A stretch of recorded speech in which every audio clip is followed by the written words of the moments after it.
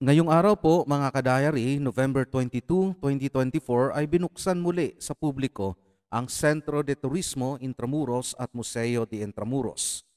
Ang lugar po kung saan nakatayo ang Centro de Turismo Intramuros ay dating kinatatayuan ng San Ignacio Church.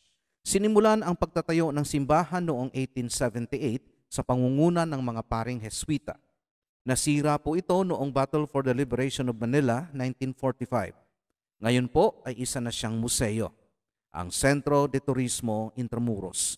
Makikita dito ang kasaysayan ng Intramuros na siyang dating Maynila. Mula nang bago dumating ang mga Kastila, Spanish colonization, panahon ng mga Amerikano, noong World War II at ang kasalukuyang kalagayan nito. Meron din itong ilang artifacts na nagpapakita ng kasaysayan nito, kagaya nitong kanyon na ito.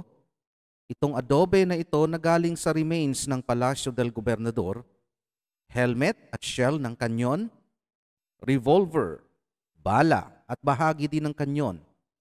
Itong Manton de Manila na isang shawl galing pa sa galyon noong panahon ng Kalakalang Galyon, iba't ibang estatwa ng mga religious orders at marami pang iba. Narito din ang art piece na Galleon of the Psycho Pump na isang reinterpretation ng galyon o barko na magpapaalala sa atin ng panahon ng Manila Galleons.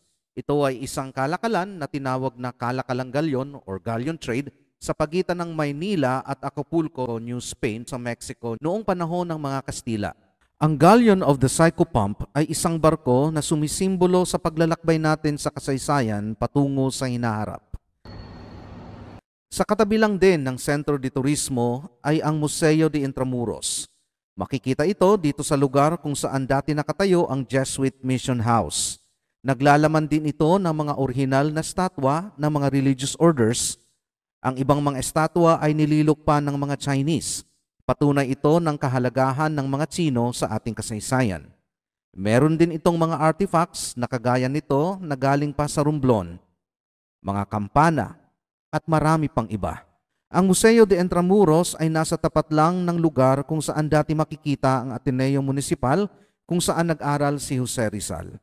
Bukas po mula Martes hanggang Linggo ang dalawang museo na ito, simula sa Martes, November 26, 2024, mula 9 a.m. hanggang 6 p.m.